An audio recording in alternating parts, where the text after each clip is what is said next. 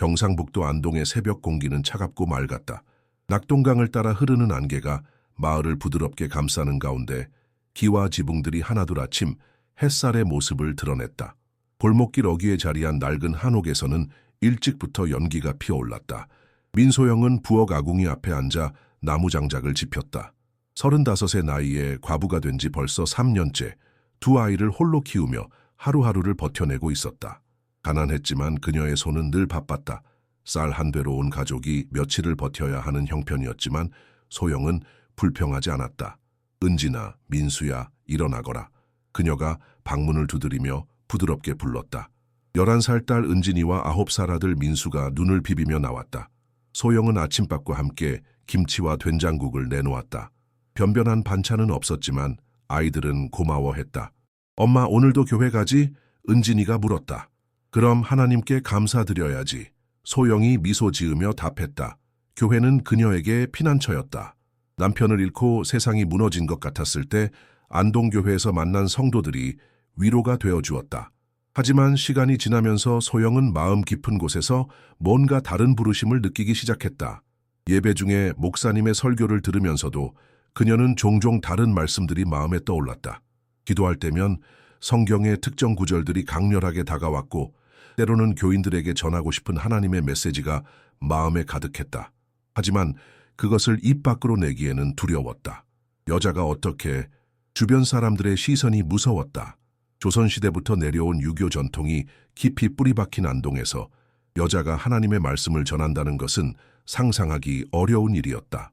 교회조차 남자 장로들이 모든 것을 결정했고 여자들은 조용히 뒷자리에서 예배드리며 차를 우리고 청소를 하는 것이 당연하게 여겨졌다. 하지만 소영의 마음에는 날이 갈수록 무엇인가 타오르고 있었다. 새벽 기도회에 나가면서 혼자 기도할 때 그녀는 하나님께서 자신을 부르시는 음성을 느꼈다. 말로 설명할 수 없는 확신이 가슴을 벅차게 했다. 주님, 제가 정말 당신의 종이 될 수 있을까요? 그녀는 아무도 없는 새벽 예배당에서 울며 기도했다. 저는 가난한 과부일 뿐인데요. 그럴 때마다 마음에 평안이 임했다. 마치 하나님께서 직접 대답해 주시는 것 같았다. 내가 너를 택했다. 두려워하지 말라. 아침을 마친 소영은 아이들과 함께 교회로 향했다. 좁은 골목길을 지나며 그녀는 오늘도 하나님께서 무엇을 말씀하실지 기대했다. 어쩌면 오늘은 용기를 내어 최명호 목사님께 자신이 받은 말씀을 나눌 수 있을지도 모른다는 희미한 소망을 품고 있었다. 안동교회의 종소리가 맑게 울렸다. 새로운 하루가 시작되었다. 안동교회는 1920년에 세워진 유서 깊은 교회였다. 일제강점기부터 이 땅에 복음을 전해온 역사가 깊었지만 동시에 보수적인 전통도 강하게 뿌리박혀 있었다.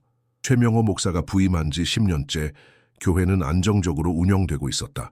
예배당에 들어선 소영은 늘 그렇듯 뒷자리에 앉았다. 앞자리는 장로님들과 권사님들의 자리였고 일반 성도들은 그 뒤에, 특히 여성들은 가장 뒤쪽에 앉는 것이 불문율이었다. 은진이와 민수는 어린이부 예배에 참석하기 위해 별도의 교실로 향했다. 오늘 본문은 고린도전서 14장입니다. 최명호 목사의 목소리가 예배당에 울려 퍼졌다. 여자는 교회에서 잠잠하라 하였으니 소영의 가슴이 철렁했다. 이 말씀이 나올 때마다 그녀는 위축되었다. 하나님께서 자신을 부르시는 것 같은데 성경에서는 여자가 잠잠하라고 하셨다니. 이 모순 앞에서 그녀는 늘 혼란스러웠다. 예배가 끝난 후 소영은 다른 여성 성도들과 함께 지하 교육관으로 내려갔다. 매주 열리는 여성 성경 공부 시간이었다.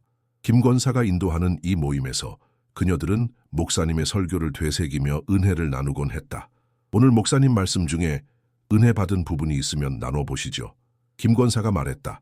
손을 들어 발표하는 사람들이 하나둘 있었다. 대부분 목사님이 한 말을 그대로 반복하는 수준이었다. 소영의 마음에는 다른 해석이 떠올랐다. 바울이 고린도 교회에 편지할 때의 상황, 그 당시 여성들의 사회적 지위, 그리고 하나님께서 여성들에게도 은사를 주셨다는 확신. 소영 씨는 어떻게 생각하세요? 김 권사가 물었다. 소영이 조심스럽게 입을 열었다. 저는 하나님께서 말씀하시는 것이 여성을 억압하려는 게 아니라 그 당시 상황에서 질서를 세우려는 것이었다고 생각해요. 구약을 보면 드보라 선지자도 있었고, 아이고 소영 씨, 한 권사가 끼어들었다. 그런 생각은 위험해요. 목사님 말씀을 그대로 받아들이는 게 순종하는 거예요. 그래요? 여자는 가정에서 자녀를 잘 양육하고 남편을 내조하는 것이 하나님의 뜻이에요. 다른 권사가 덧붙였다. 소영은 더 이상 말할 수 없었다. 하지만 마음 깊은 곳에서는 여전히 뭔가 타오르고 있었다. 하나님께서 자신에게 주신 깨달음이 틀렸을 리 없다는 확신이 있었다. 교회 장로회에서는 여성의 역할에 대해 더욱 엄격한 견해를 가지고 있었다. 김대호 장로는 교회의 전통을 지키는 것이 가장 중요하다며 늘 보수적인 입장을 고수했다. 이러한 분위기 속에서 소영 같은 여성이 목소리를 내기란 하늘의 별 따기와 같았다. 하지만 소영은 포기하지 않았다. 집으로 돌아와서도 성경을 읽고 기도하며 하나님의 뜻을 구했다. 그럴수록 부르심은 더욱 강해졌다. 언젠가는 이 벽을 넘어서야 한다는 믿음이 자라나고 있었다. 주일 예배가 끝나고 성도들이 하나둘 집으로 돌아가는 시간, 소영은 용기를 내어 최명호 목사에게 다가갔다. 지난 몇 주 동안 기도 중에 받은 말씀을 어떻게든 나누고 싶었다. 가슴이 두근거렸지만 더 이상 미룰 수 없다는 생각이 들었다. 목사님, 잠깐 말씀드릴 것이 있습니다. 소영이 떨리는 목소리로 말했다. 최명호 목사는 성경과 설교 원고를 정리하며 고개를 들었다. 무슨 일이신가요, 민소영 집사님? 기도 중에 하나님께서 주신 말씀이 있어서요. 혹시 성도들과 나눌 수 있을까 해서. 목사의 얼굴이 순간 굳어졌다. 무슨 말씀이시죠? 소영은 깊이 숨을 들이쉬었다. 지난주 목사님께서 베드로후서로 설교하셨는데 제가 기도할 때 3장 9절 말씀이 계속 마음에 떠올랐어요. 주의 약속은 어떤 이들이 더디다고 생각하는 것 같이 더딘 것이 아니라 오직 주께서는 너희를 대하여 오래 참으사 아무도 멸망하지 않고 다 회개하기에 이르기를 원하시느니라. 우리 교회 청년들이 많이 떠나가고 있는데 하나님께서는 그들을 포기하지 않으신다는 확신이 들었어요. 목사는 잠시 말이 없었다. 그의 표정에서 당황스러움이 역력했다. 민 집사님, 마음은 고맙지만 하나님의 말씀을 해석하고 전하는 것은 목사의 사명입니다. 집사님은 가정에서 자녀들을 잘 양육하시고 교회에서는 봉사에 힘쓰시면 됩니다. 하지만 목사님, 저는 정말 하나님께서 말씀하시는 것을 느꼈어요. 청년들과 대화해보니 그들이 교회를 떠나는 이유가 그만하십시오. 목사의 목소리가 단호해졌다. 성경에 분명히 나와 있지 않습니까? 여자는 교회에서 잠잠하라. 이것이 하나님의 질서입니다. 주변에 있던 몇몇 성도들이 이들의 대화를 관심 있게 지켜보고 있었다.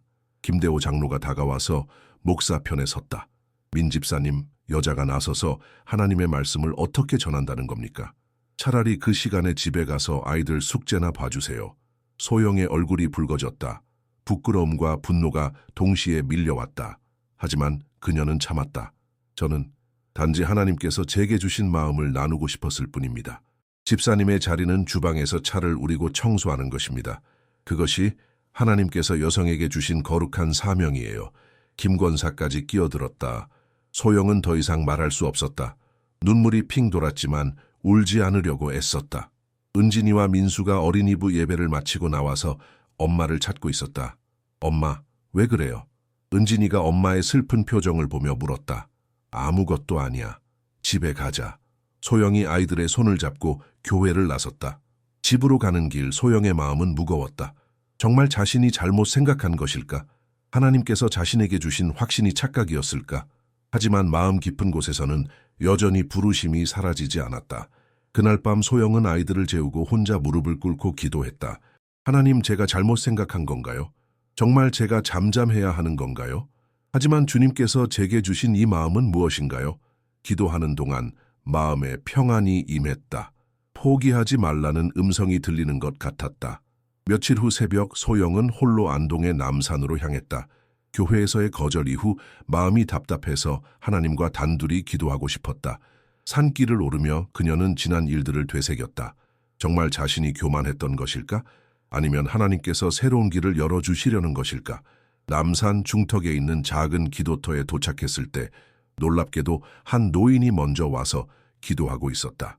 여든이 넘어 보이는 할머니였는데 정갈한 한복을 입고 성경을 펼쳐놓고 있었다. 어머, 이른 시간에 누가 오시나 했더니 할머니가 소영을 보며 인자하게 미소 지었다. 죄송합니다. 먼저 계신 줄 몰랐어요. 소영이 물러서려고 했다. 아니에요, 함께 기도해요. 하나님께서 둘이 만나게 하셨나 봐요.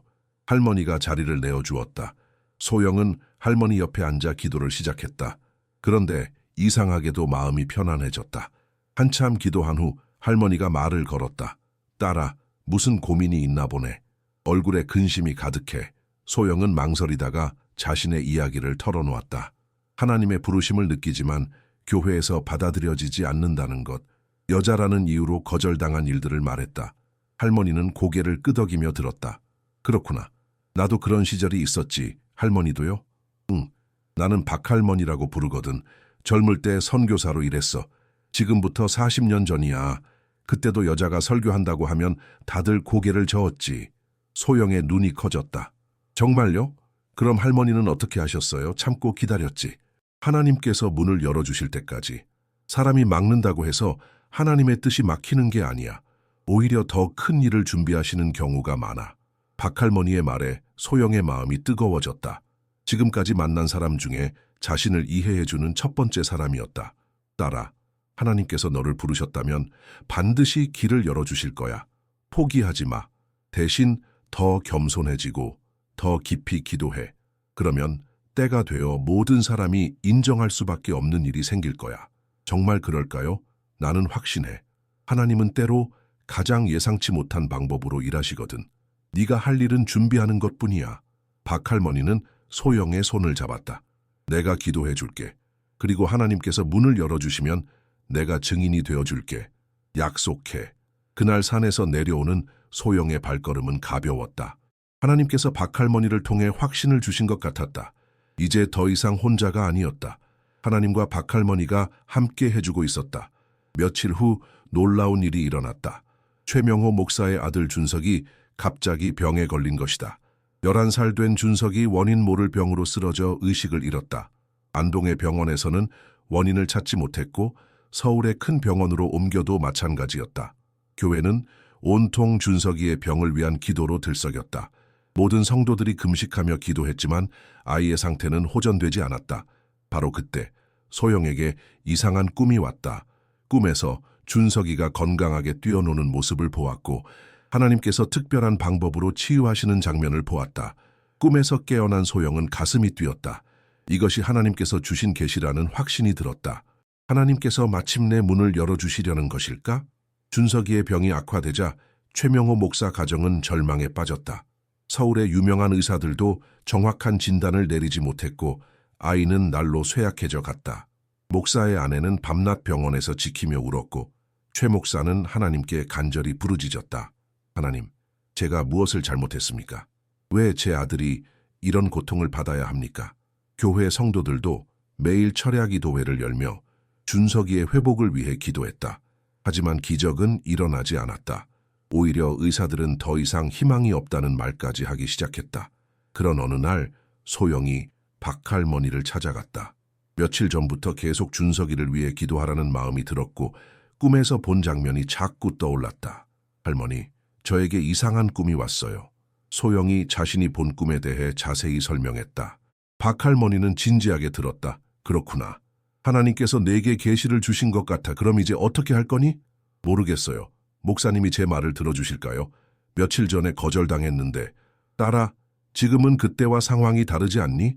목사님은 절망 중에 있고 아들을 살리고 싶어 하잖아.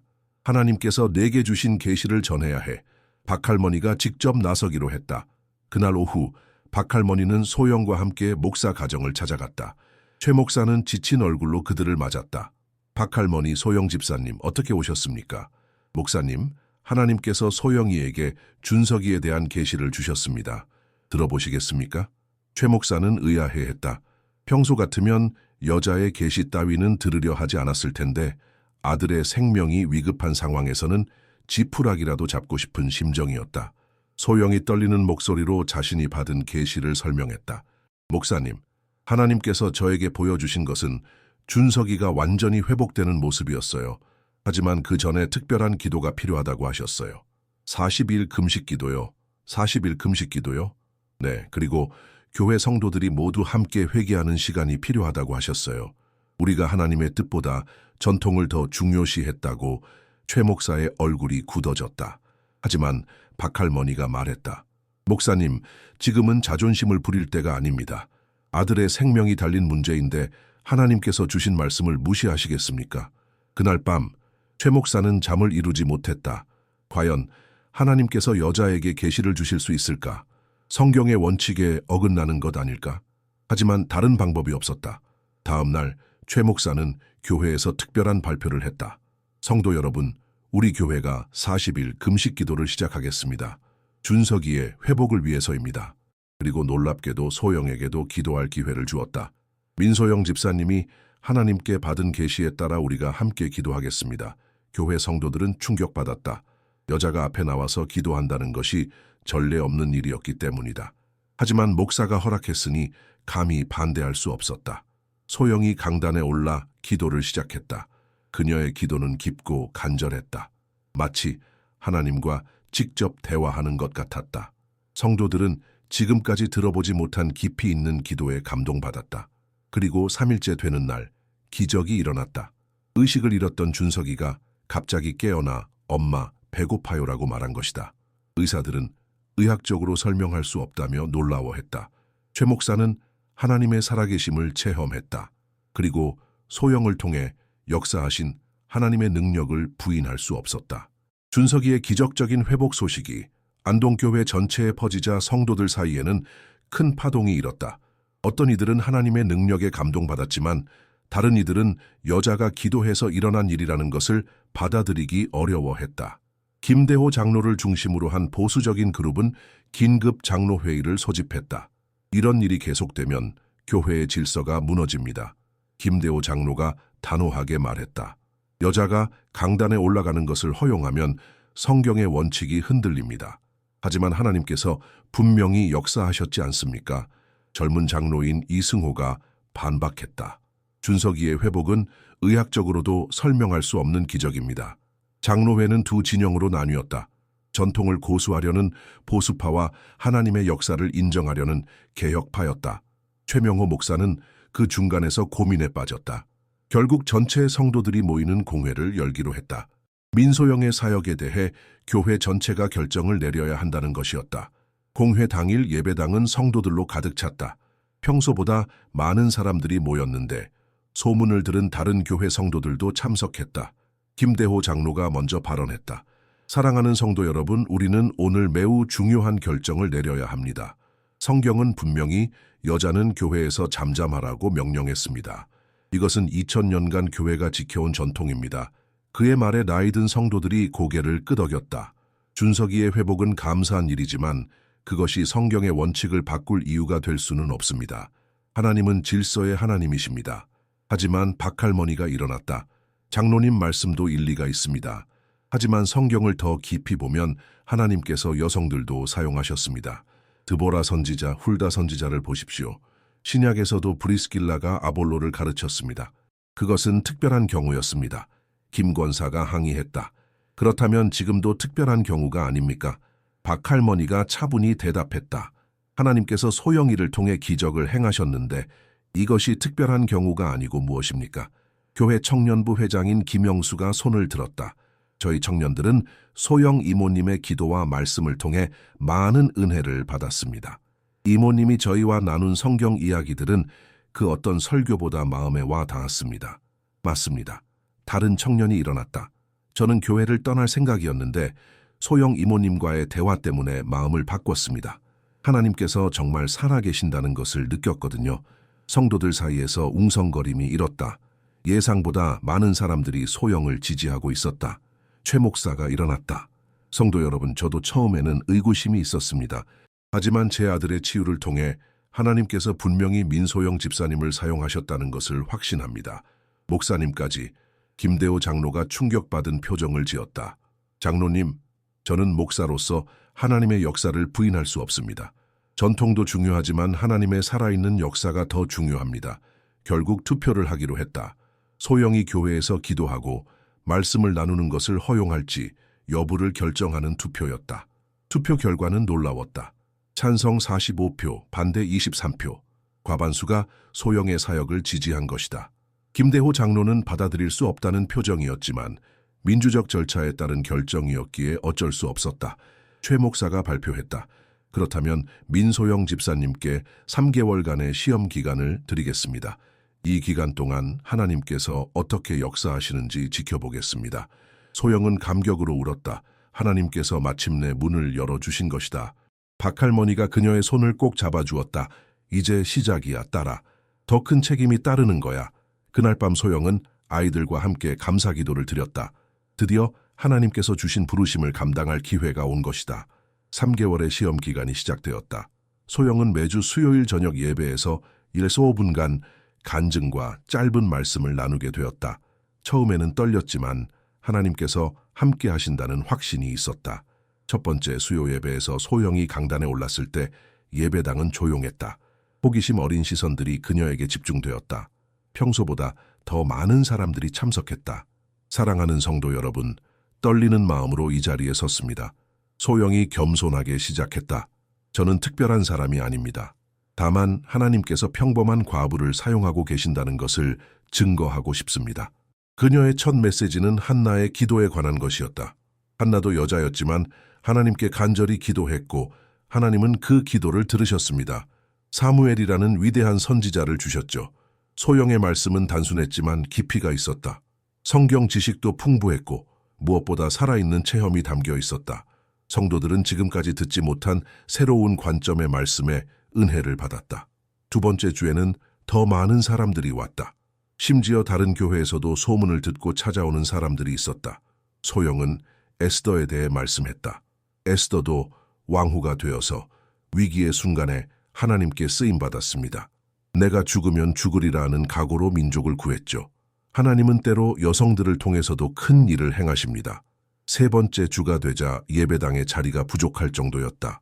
소영의 메시지는 사람들의 마음을 움직였다. 무엇보다 그녀의 간증이 진실했기 때문이다. 하지만 정작 중요한 시험이 기다리고 있었다. 시험 기간 마지막 주 일요일 아침, 최명호 목사가 갑자기 고열로 쓰러졌다. 병원에 실려가느라 주일 예배를 인도할 수 없는 상황이 되었다. 교회는 비상사태에 빠졌다. 대신 설교할 사람을 찾아야 했는데 다른 목사를 급히 모시기에는 시간이 부족했다. 장로회에서 긴급회의를 열었다. 어떻게 하지? 모두가 당황했다. 박할머니가 제안했다. 소영이가 대신 설교하면 어떨까요? 그게 무슨 말씀입니까? 김대호 장로가 반발했다. 주일 대예배에서 여자가 설교를 한다고요? 하지만 다른 방법이 있습니까? 이승호 장로가 말했다. 성도들이 다 기다리고 있는데 결국 표결을 했다. 간발의 차이로 소영이 설교하는 것이 결정되었다. 소영은 갑작스러운 상황에 놀랐지만 하나님께서 기회를 주신 것이라고 받아들였다. 서둘러 설교를 준비했다. 주일 오전 11시 예배가 시작되었다. 목사가 없다는 소문이 퍼져 평소보다 적은 사람들이 참석했지만 그래도 예배당은 반 정도 찼다. 소영이 강단에 올랐을 때 웅성거림이 일었다. 하지만 그녀가 기도를 시작하자 예배당이 조용해졌다. 하나님 아버지, 부족한 종을 이 자리에 세워주시니 감사합니다. 오직 주님만 높여지시고 주님의 말씀만 전해지기를 원합니다.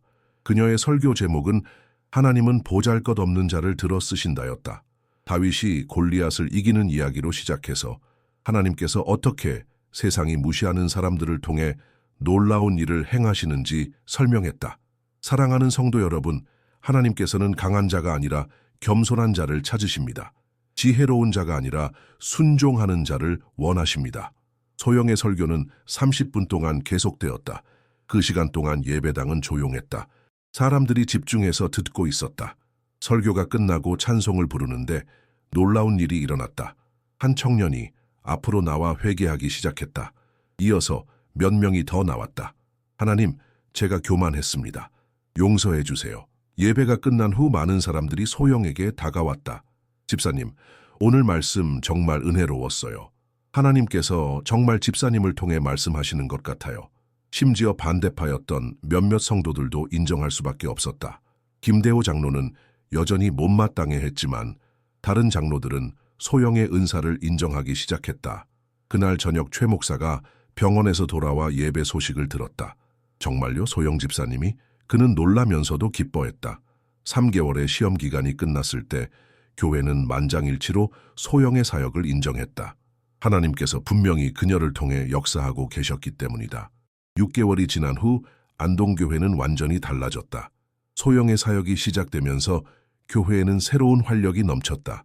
특히 청년들과 여성들이 많이 돌아왔다. 그들은 소영의 메시지에서 희망을 찾았다.